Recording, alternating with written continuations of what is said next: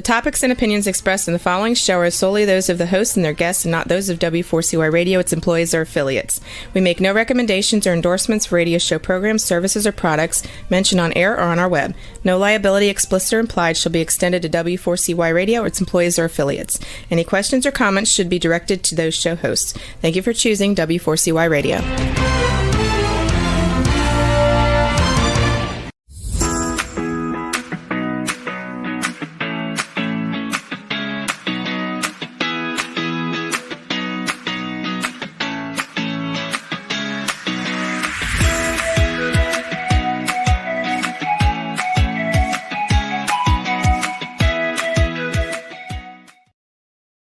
Hi, welcome to my show, Learning to Dance in the Rain. This is Shelby Wagner, and I'm very excited about today's show guest, and I'll talk about him in a minute.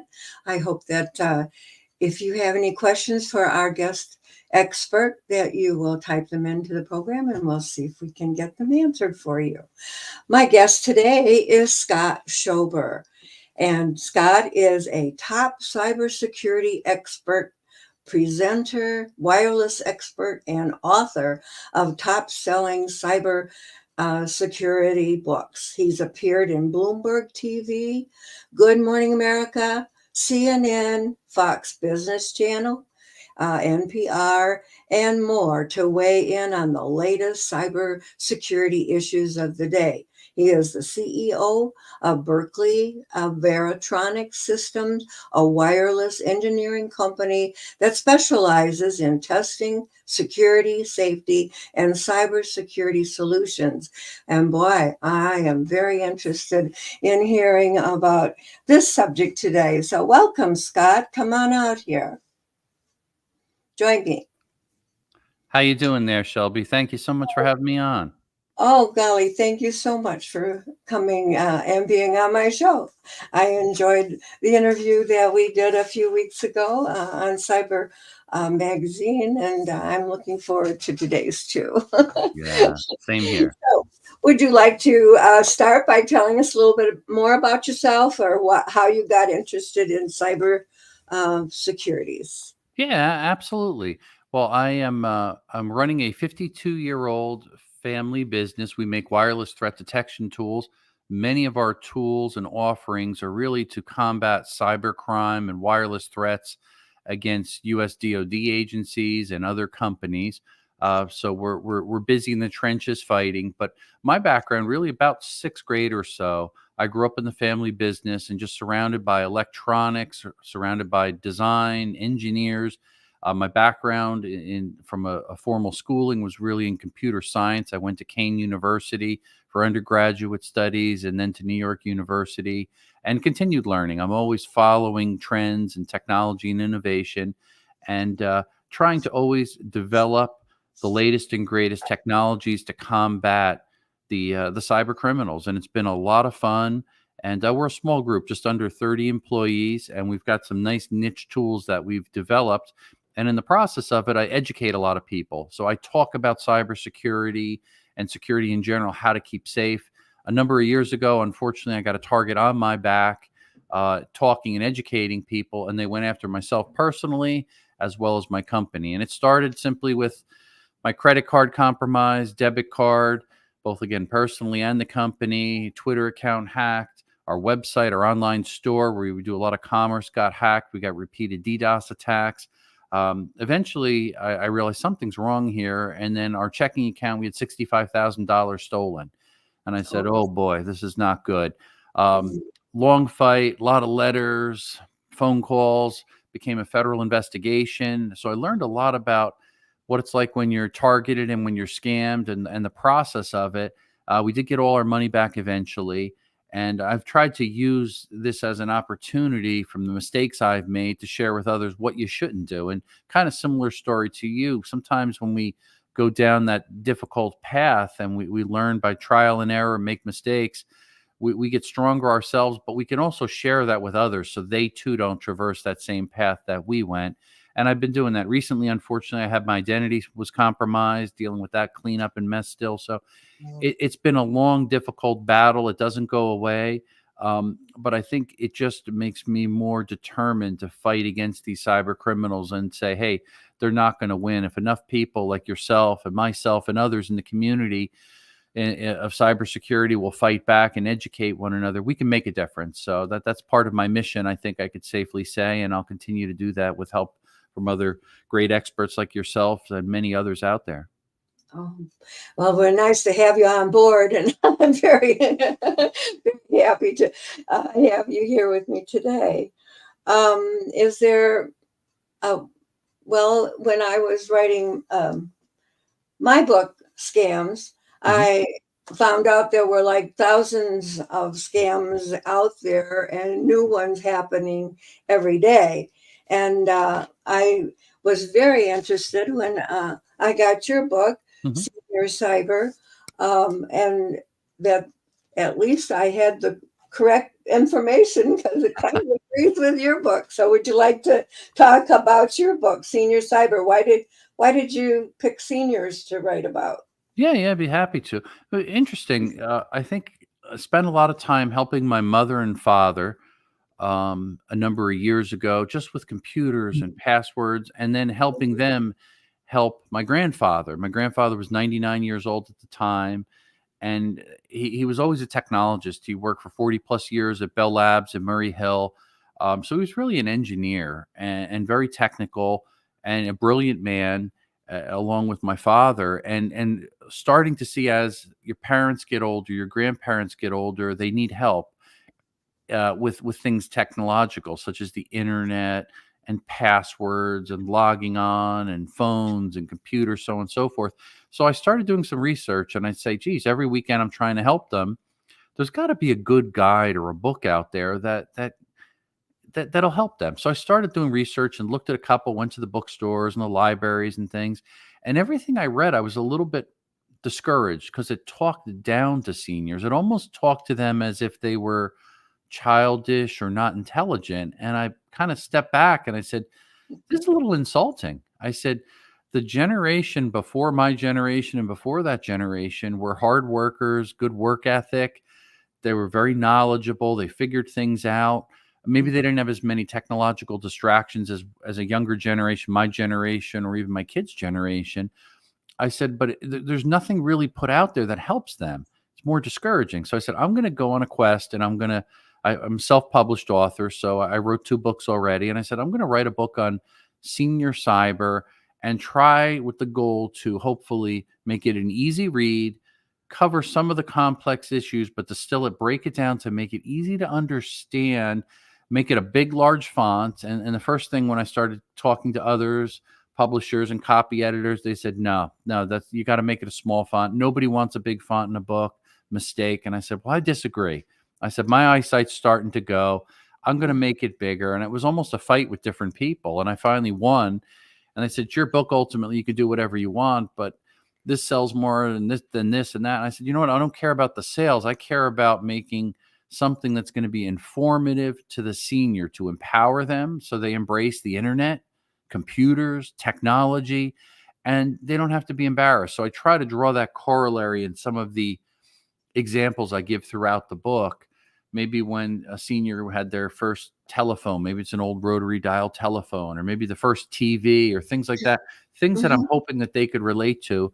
And in the process of it, the joy I found was I got to interview a lot of different seniors. My grandfather at the time was living at a senior center, so we were there every week visiting him. I thought that was kind of interesting, not just myself, but even the younger generation. My daughter and son went with us, my wife and I, as well as my parents. So it was kind of neat to see all the generations. And oftentimes we were joking around something on the computer. My grandfather loved trading stocks. He was a ham enthusiast. So a lot of the technology, I think, that was out there, finding ways to simplify and assist him, is what I tried to steer toward the book. So it was a great journey. I loved it, had a lot of fun. And it required a lot more research than I would think. I'm used to doing research for traditional. My first book, Hacked Again, and my second book was Cybersecurity is Everybody's Business. I had to do more research on stats and facts and things that relate to everyday businesses. or the hacking community and things that are a little bit deeper dive. But I realized I needed to learn and get up to speed to look at it from a different vantage point, look at it from a senior's vantage point. So I was correctly expressing myself. And I had a lot of seniors even read it before I would release it to make sure they felt comfortable with it. So hopefully I did an okay job, and I was seeing great I think you sales. did a wonderful job. Oh, good, good. Yeah, I was reading right along, and I liked the larger print. And someone just wrote in that they really liked the larger print Oh, too. good. Thank you. I appreciate the feedback there, because Yeah, that we was had to. really a sticking point that I'm surprised that I'm sorry, that the That's, community is just pushes back. Everybody wants a book a certain size and number of pages and font size, and I don't think there's one size fits all when it comes to publishing a book. I think you have to really focus oh, on your audience number one, and then maybe some of those other things come into play. yeah, right. This person's interested in knowing, was it easy to self-publish? Oh, great question. You know what? I was scared to death. My first book, Hacked Again, I was reluctant, and I should tell the brief backstory. Um, I'm not a good writer. I really didn't Oh, I present think you're much really back good. then. I had to learn how to write. I had to learn. I'm a technology guy. I'm on the computer all day long, so it took me a while. It took me about 2 years to self-publish Hacked Again. But guess what? It taught me the craft of writing and helped me appreciate there's a lot more to it than just sitting there pounding away at the keyboard. You have to write, rewrite, throwing chapters out, bounce it off smarter people than yourself. I have my brother. He is a good writer. He's a partner in the business too. And I bounced every chapter off him. He would edit it and get back. And the good news is when you have somebody you know and trust, I grew up with him, so he kind of knows what's going on in my head. He knows the story that I'm telling. Maybe he Mhm. was part of the story or heard it already. So that Right. really helps in the editing process. So I encourage people, surround yourself with people smarter than you, better at writing than you, and that are honest with you. I've had a couple, I even put it there, two girls I really appreciated that helped with some of the copy editing and the flow of the manuscript initially. And they were brutally honest, and they said, "No, Scott, this isn't going to fly. You got to go back and rewrite this. These chapters, rewrite, refocus, simplify, take the techno jargon out of it." So I really had to learn how to do that in the course of 2 years, and I spent most of my vacations and late nights doing that. It took me longer than I thought, but guess what? Once I got it, then the second book took about 9 months. Cybersecurity is everybody's business. Senior Cyber took about 6 months start to finish. So I highly encourage people, consider self-publishing, especially now with Amazon. It greatly helps. And with all three of the books that I've done and now working on book number 4, I did all the formats: softcover, hardcover, audiobook, and ebook. I think it's worth it. Why? Because again, it gets you to all the audiences. Let your audience decide what format they want to digest it in, and it really helps. And for me, in the business of cybersecurity, I look at a book as kind of a business card.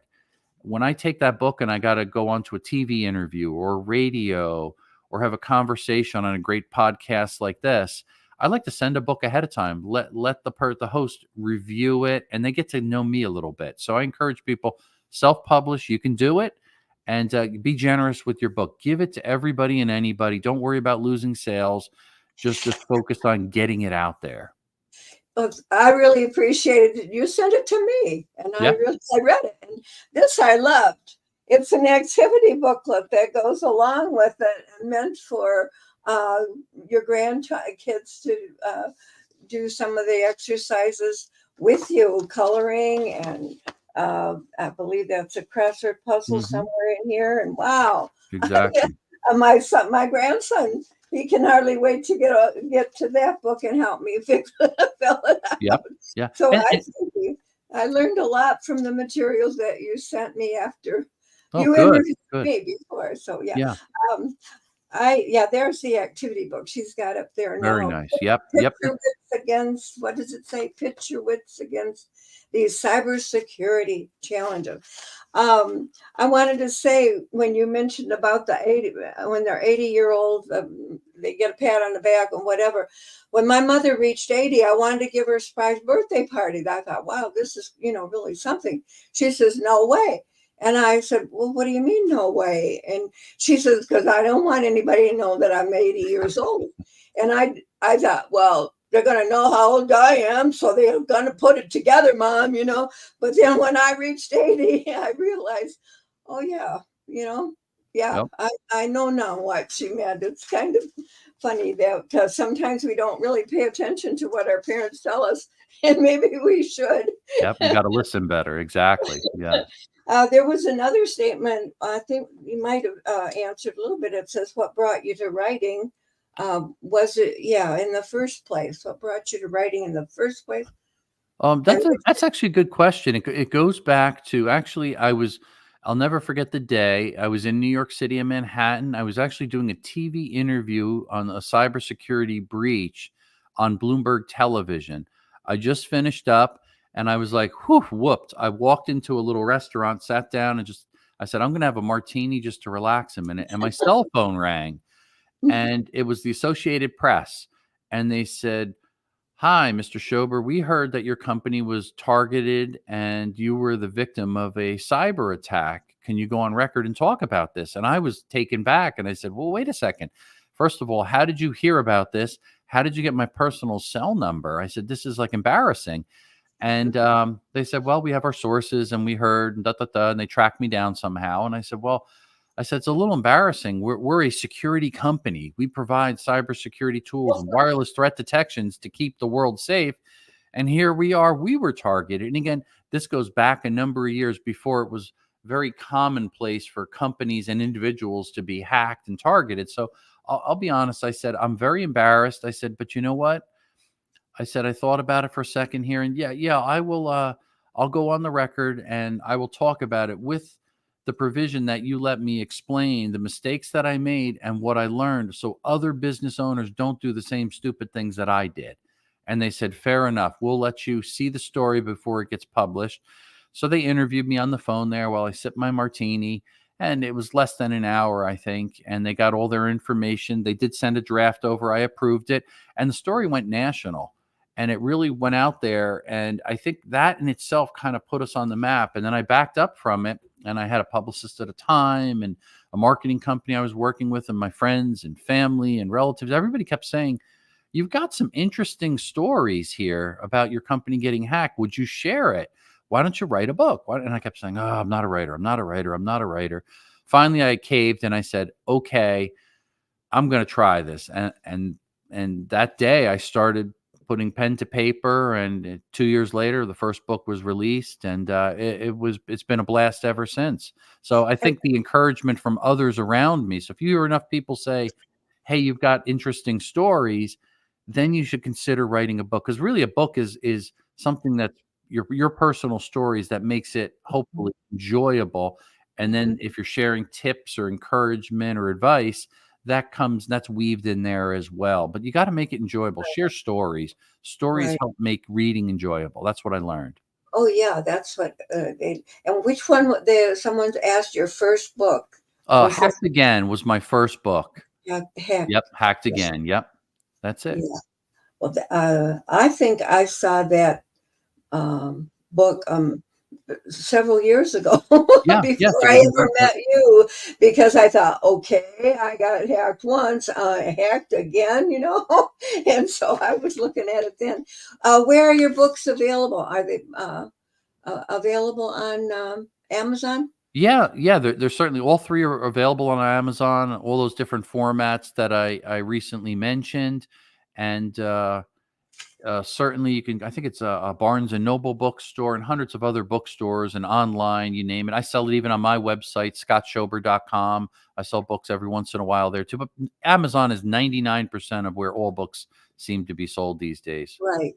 And I suppose if they walked into Barnes and Noble, if they didn't know how to order it online at Amazon or whatever, if they walked into a bookstore, the Yeah. bookstore will order it for them, right? Oh, absolutely. Yeah. If you go in fact, when I first went, I didn't see it. And then I asked them, and they said, oh, what's the, what is it called? ISBN number or whatever. What's the title? We could do it. And they ordered a few. I came back a week later and they had 6 copies there. And ever since they carry it. The other thing that's interesting, if you are a self-published author, which I found interesting in this journey when I was doing Hacked Again, they encouraged me this: if you want your book to be available in libraries, you can provide a copy to the Library of Congress, and there's some help that you can get to actually get it in libraries.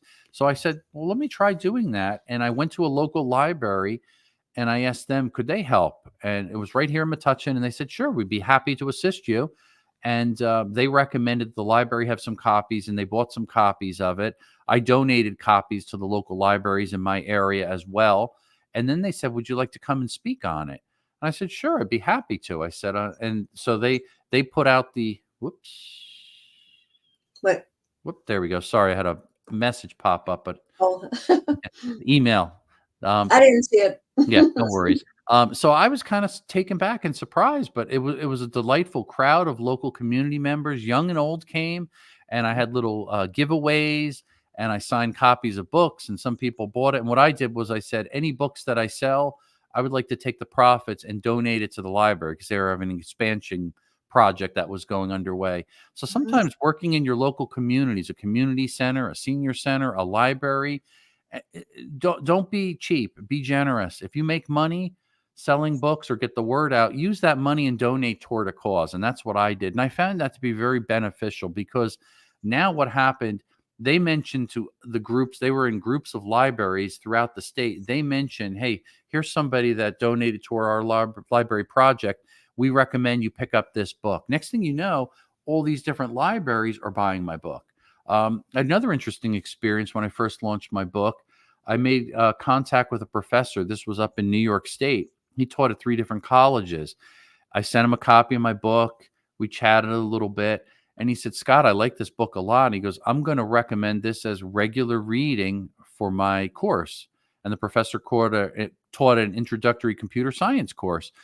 And good. for, I think, about 4 or 5 semesters, that was the recommended reading for all incoming freshmen that were taking computer science. And again, he worked at 3 different universities. So those respective Barnes and Noble bookstores on the campus would buy 100 to 200 of my books every semester. I was amazed. So you don't realize sometimes, by being kind and generous and helping other people, giving books away and donating your time or donating books and things, leads to larger sales. So as a self-published author, sometimes we focus too much on selling a book or books. Focus on helping people, educating people. And when you do that, it comes back in surprising ways. I'll give you another example. I started public speaking. I was speaking actually at a college, and then a second college, and then I got brought into New York City, and a college said, oh, we'll pay you a speaking fee and some of your expenses. And I said, sure. And you could sell your book. So I did that. While I was there, I got another phone call, and they said, hey, would you come down to Virginia? Would you present? We need a keynote speaker, and we'll pay you to present. So next thing you know, I started getting paid speaking opportunities surrounding my books. They would give me a little stand for free. I could sell the books afterwards, sign the copies. They would buy X number of them, usually 50 to 100 copies they would buy to give out to attendees. And usually attendees that register early for a show, they get a bag or they get a signed book or something else. So what does that do from the show? It provides them with an incentive to get attendees to register.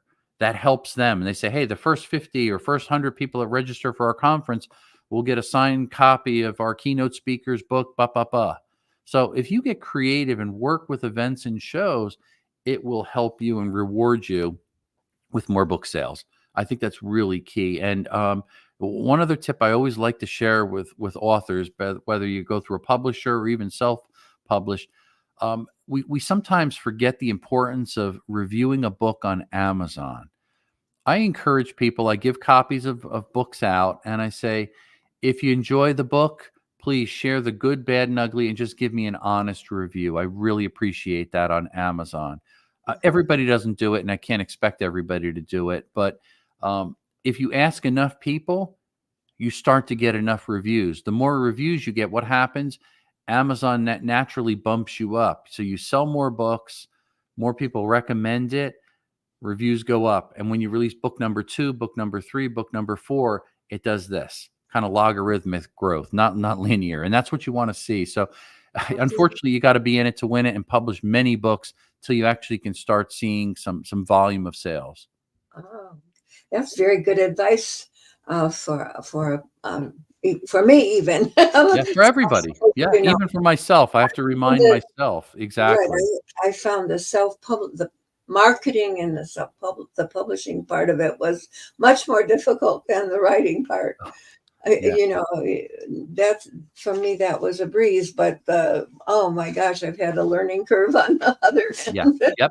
It does take time, and I'll be honest, I had to learn too. However, I found the converse is true. For me, it was much harder to write the book Uh-huh. than the sales and marketing side. Again, because I'm running a company. When you're a business owner, you're selling every day. And I've Yeah. done probably, I don't know, several hundred trade shows for our products and our services over the years. So my Uh-huh. whole life I've been, in a sense, doing sales and marketing. However, writing, I've never really, you write a blog, you write a simple letter, you do basics. Now, when you're trying to author a full blown book, I was like, wow, that's a lot of work. And it is. I give credit to authors. And I've read a lot of books. That's the other advice somebody gave me. One gentleman we did work for, he authored over 185 books at the time I spoke with him.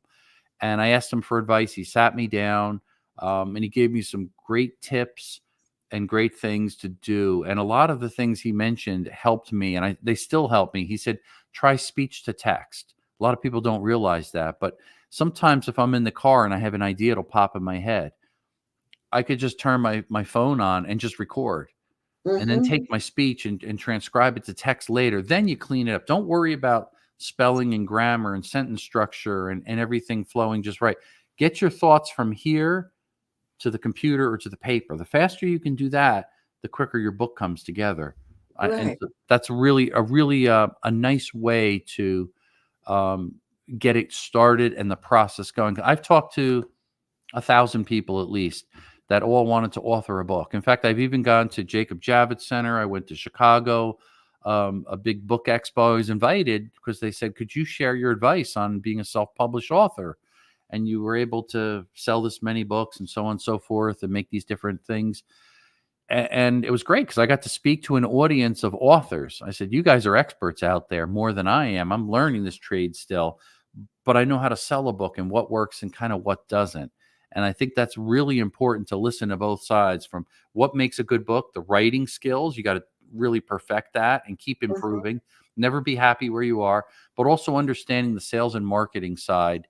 Um, I think the other thing that people should consider, and you may have done this, you should consider it. If not, look at the genre for your book and just constantly reach out to everybody. For me, it was cybersecurity. So I reached out to everybody out there that writes magazines. And some to this day I met for the first time years ago when I released my book. I just wrote to them. I said, hey, I read a good article that you wrote in, Info Security Week or in Forbes or whatever else. I'd like to send you a copy of my book. And then what happens is, you look in Fortune magazine or Forbes or another publication, suddenly they independently, without even asking, they just wrote a review on your book. And Oh, you're like, really? this Oh, is that was fabulous. So sometimes you don't directly ask, can you review my book? You Mm-hmm. just send them a thank you note. Thank you for taking a look at this. Mm-hmm. Enjoy what you've done and do research on them, comment on their writings and their abilities. And that's fabulous. Because again, you're complimenting on their skill set. And in a sense, I'm not saying you're bribing them. It's not about bribing them or whatever, but it really does help for them to give back to you because you're giving to them. You don't Mm-hmm. have to ask them other than, could you review it on Amazon or whatever else, and be honest. They'll repay you 10,000 times over, and that's beautiful. I believe there was a compliment that just came across the screen. I read it real quickly. I like your lives. Yeah, I Like, like your lives. oh, okay. That's nice. One question uh, read on the internet was a good question to ask was, what is your morning routine?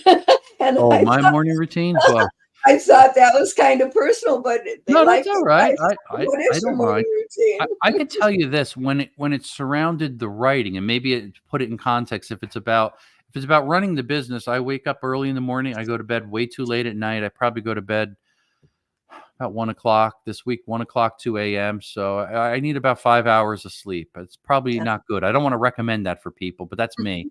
I start out with coffee. I plan my day. I usually take a piece of paper and I write down, here's 3 things to 5 things I want to accomplish in my day. And if I can cross off a couple of those, I feel like there's a level of success at the end of the day. I'm probably a little bit of a workaholic because, again, running your own business, I'm here usually a little after 8 o'clock. I leave at 6 o'clock every night. Spend some time with my family when I get home, unwind a little bit, and then usually I jump on the computer and a lot of international work because we have resellers around the globe. So I deal with them at night because I can't deal with them during the day. And typically there's time differences and things. So yeah, do I work a little bit at home? Yeah. Do I work on weekends? Yep. Am I too interconnected? Absolutely. Do I have to back off on that? Absolutely. I did get a boat a couple years ago, a pontoon boat. We have a lake house. So when I go up there, I try to disconnect a little bit like this weekend. And I think that's very important, especially for writing. I found if you have a place you can go that you feel comfortable, where you can relax, you can write much better.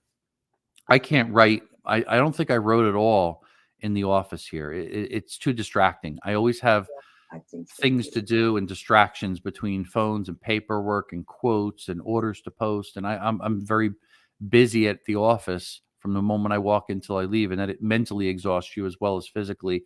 However, I could go up to our cabin up north. It's on a lake, helps you think, it helps you relax. And again, you don't have to have a cabin in a lake, but for Mhm. me, that's what we happen to have, and that's the getaway. That helps me to think.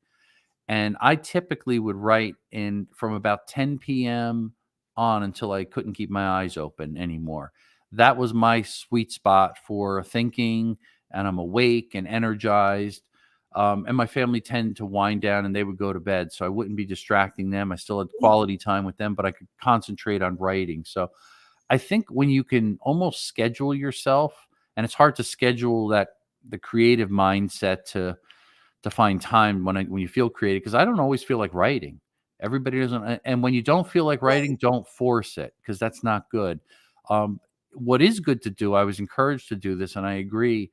Where do you find your best moments to reflect on stories or things that you could relate to writing? For me, it's the shower. Don't ask me why. I'm in the shower. I'm kind of You rusty. sing in the shower too? I don't sing in the shower. Maybe I Okay, should. so that's when you do Yeah. your thing. But find your place. Maybe it's in the car if you're a commuter. I have a 10-minute commute, so I don't have a whole lot of time to think. Um, Mhm. but find your place. Maybe it's when you stop off to get a cup of coffee. Maybe you go to the park or whatever, wherever your spot is. Thinking in your mind helps you actually write a book better. And then the frustration I found is I've got all these ideas and stories in my head. I got to get them out. And that's where speech to text helps. I grab my phone and I just ramble in it.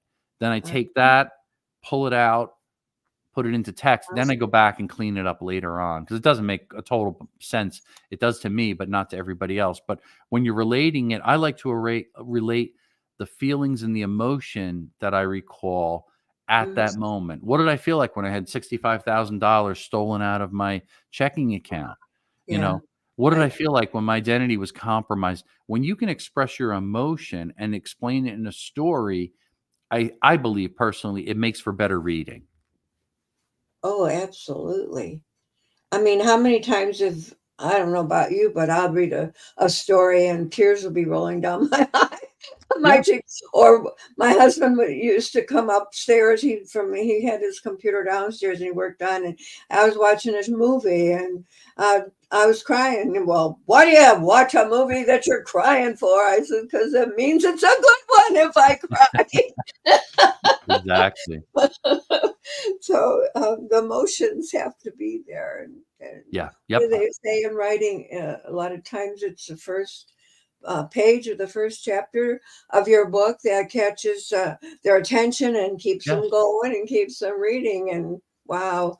Yeah, Uh, well said. That is true, I think, and I've opened up a lot of book the other tip, I'm gonna share this because it just popped into my head.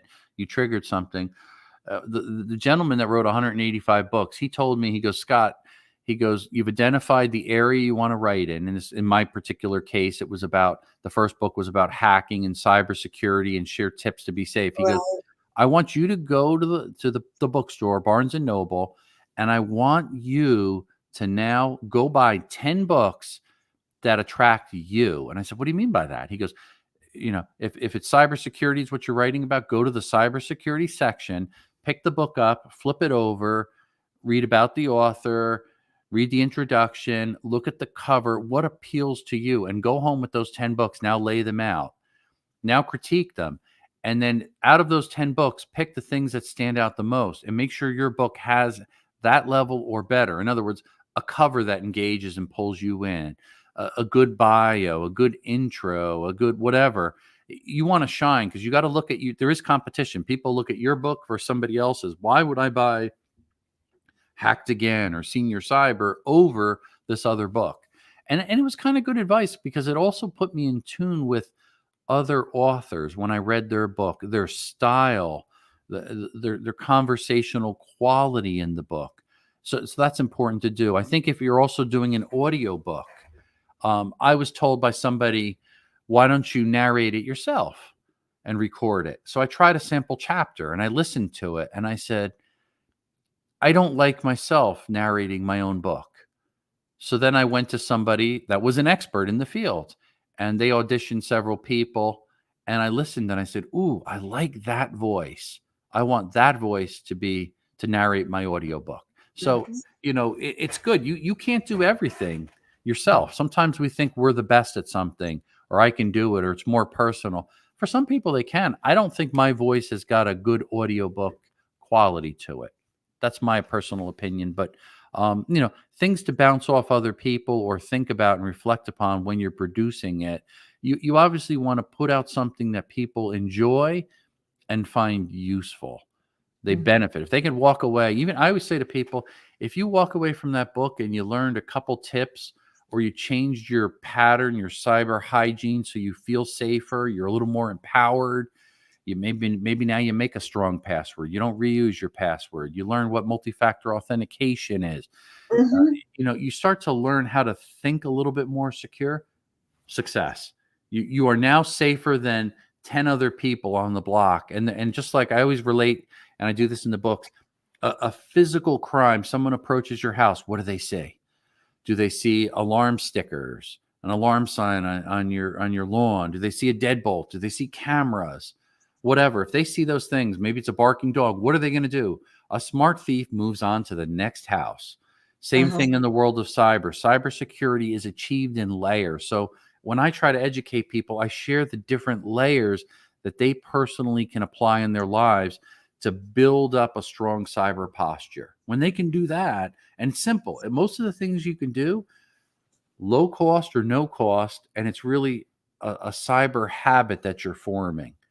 Once you start to form cyber habits, you're healthier from a cyber hygiene perspective, just like a diet or anything else or physical security. So I always try to relate things to what people can relate to, common day things that they're already doing. They know eating healthy and 3 meals a day make them feel stronger and healthier. Same thing when you're doing cyber. You got to do it throughout your day, not just when you're at the office, but when you're at home, when you're on your smartphone. You got to do these, the basics at least to maintain that hygiene.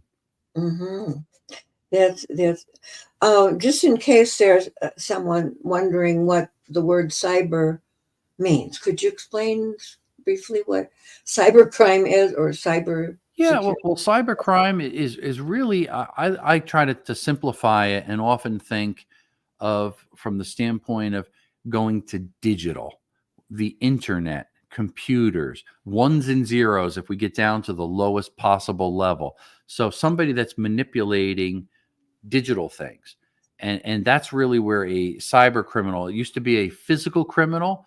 A bank robber comes in with a gun, they have a mask on, they rob a bank. Now that's all gone, right? Instead, they're getting on their computer. They're hacking into your account, getting your wire information, your account number, your routing number, your ABA number. They're manipulating passwords.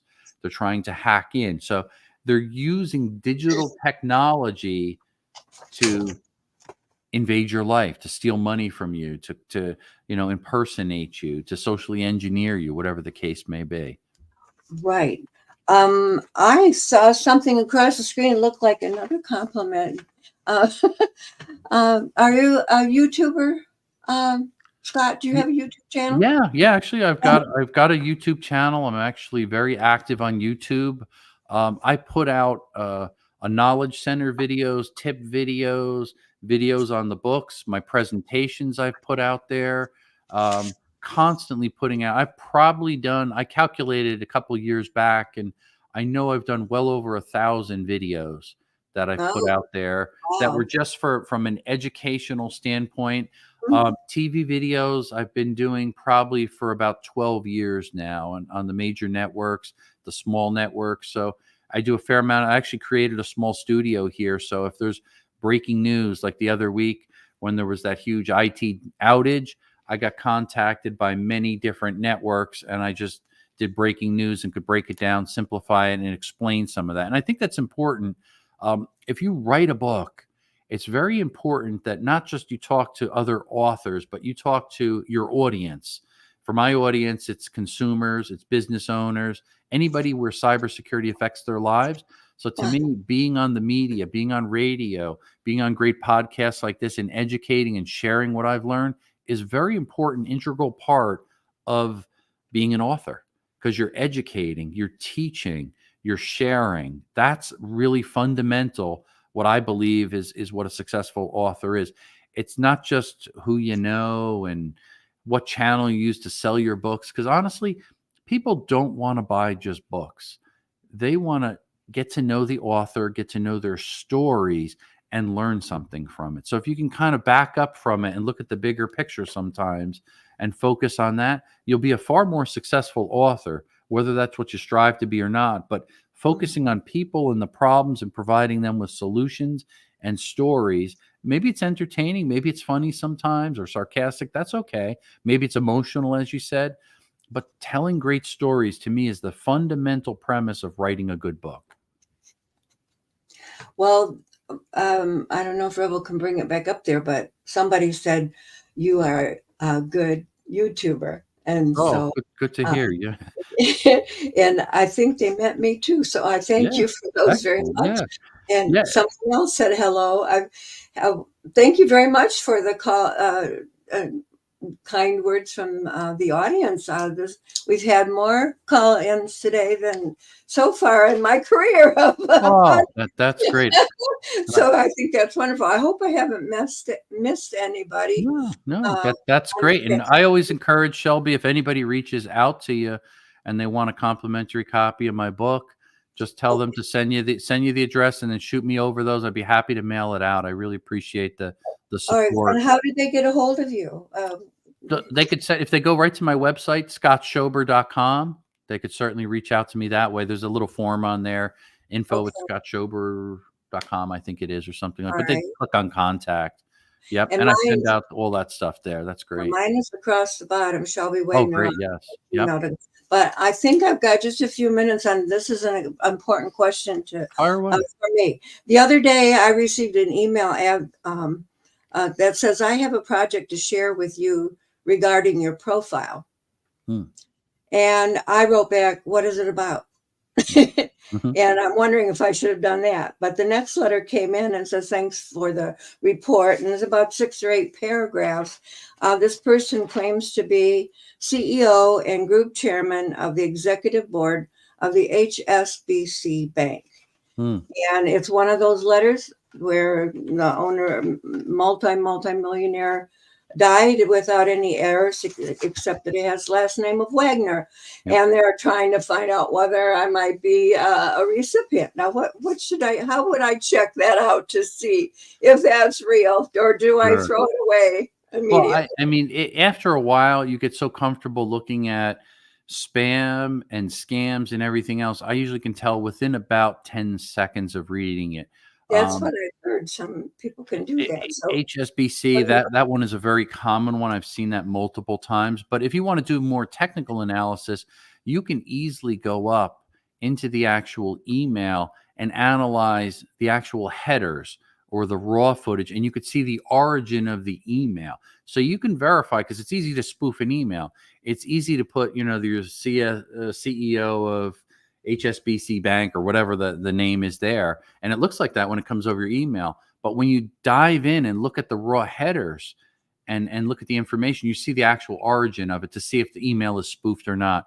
Usually you can learn how to identify a spoofed email in less than 5 minutes.